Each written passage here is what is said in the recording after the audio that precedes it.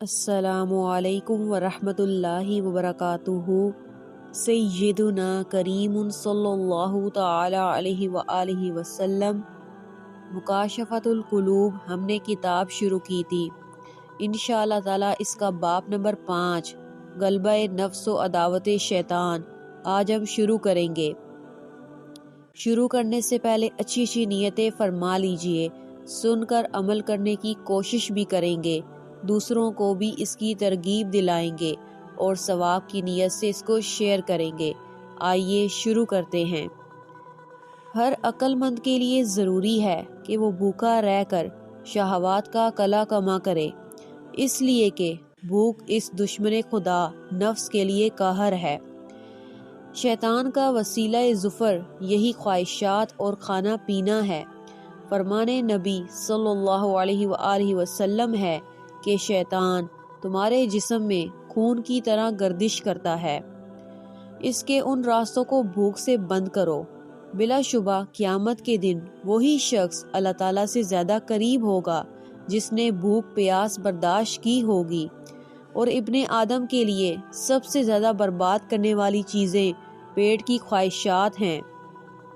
اس پیٹ کی بدولت حضرت آدم علیہ السلام اور حضرت حوا علیہ السلام جنت سے ذلت اور فقر و فاقہ کی زمین پر اتارے گئے، جبکہ رب کریم نے انہیں شجر کے کھانے سے منع کر دیا تو انہوں نے پیٹ کی خواہشات کی بنا پر اسے کھا لیا تھا۔ یہی پیٹ ہی حقیقت میں شہوات کا منبع اور مرکز ہے۔ حکیمانہ اقوال ایک دانا کا قول ہے، جس انسان پر اس کا نفس غالب آ جاتا ہے وہ شہوات کا قیدی ہو جاتا ہے اور بیہودگی کا تابع بن جاتا ہے، اس کا دل تمام فوائد سے محروم ہو جاتا ہے۔ جس کسی نے بھی اپنے اعضاء کی زمین کو شہوات سے سیراب کیا، اس نے اپنے دل میں ندامت کی کاشت کی۔ اللہ تعالیٰ نے مخلوق کو 3 قسموں پر پیدا فرمایا ہے۔ نمبر 1، فرشتوں کو پیدا فرمایا، ان میں عقل رکھی مگر انہیں شہوات سے پاک و منزہ رکھا۔ نمبر 2، جانوروں کو پیدا کیا، ان میں شہوت رکھی مگر عقل سے عاری کر دیا۔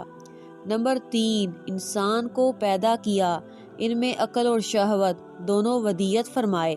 اب جس انسان کی عقل پر اس کی شہوت غالب آ جاتی ہے وہ جانوروں سے بدتر ہے، اور جس مسلمان کی شہوات پر اس کی عقل غالب آ جاتی ہے وہ فرشتوں سے بھی بہتر ہے۔ حکایت، حضرت ابراہیم خواص رحمۃ اللہ علیہ کہتے ہیں، میں لقام کے پہاڑ میں تھا، وہاں میں نے انار دیکھے اور میرے دل میں انہیں کھانے کی خواہش ہوئی، چنانچہ میں نے ایک انار اٹھا کر اسے 2 ٹکڑے کیا، مگر وہ ترش نکلا، لہٰذا میں نے اسے پھینک دیا اور چل پڑا۔ چند قدم آگے جا کر میں نے ایک ایسے شخص کو دیکھا جو زمین پر پڑا ہوا تھا اور اس پر بھیڑیں چمٹی ہوئی تھی۔ میں نے اسے سلام کیا اور اس شخص نے میرا نام لے کر سلام کا جواب دیا۔ میں نے حیرت سے پوچھا، آپ مجھے کیسے پہچانتے ہیں؟ اس بندہ خدا نے جواب دیا، جو اپنے خدا کو پہچان لیتا ہے پھر اس سے کوئی چیز پوشیدہ نہیں رہتی۔ میں نے کہا، تب تو تمہارا بارگاہ ایزدی میں بڑا مقام ہے، تم یہ دعا کیوں نہیں کرتے کہ جو تمہیں چمٹی ہوئی ہیں تم سے دور ہو جائیں؟ اس نے کہا، میں جانتا ہوں اللہ کے ہاں تمہارا بھی بڑا مقام ہے، تم نے یہ دعا کیوں نہ مانگی کہ اللہ تعالیٰ تجھے انار کھانے کی خواہش سے بچا لیتا، کیونکہ بھیڑوں کی تکلیف دنیاوی عذاب ہے مگر انار کھانے کی پاداش اخروی عذاب ہے۔ یہ بھیڑیں تو انسان کے جسم پر ڈستی ہیں مگر خواہشات انسان کے دل کو ڈس لیتی ہیں۔ میں یہ نصیحت آموز گفتگو سن کر وہاں سے اپنی منزل کی طرف روانہ ہو گیا۔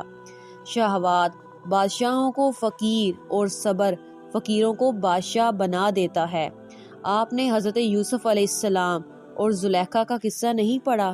یوسف علیہ السلام صبر کی بدولت مصر کے بادشاہ ہوئے اور زلیخا خواہشات کی وجہ سے عاجز اور رسوا ہوئی اور بصارہ سے محروم عجوزہ یعنی بڑھیا بن گئی، اس لیے کہ زلیخا نے حضرت یوسف علیہ السلام کی محبت میں صبر نہیں کیا تھا۔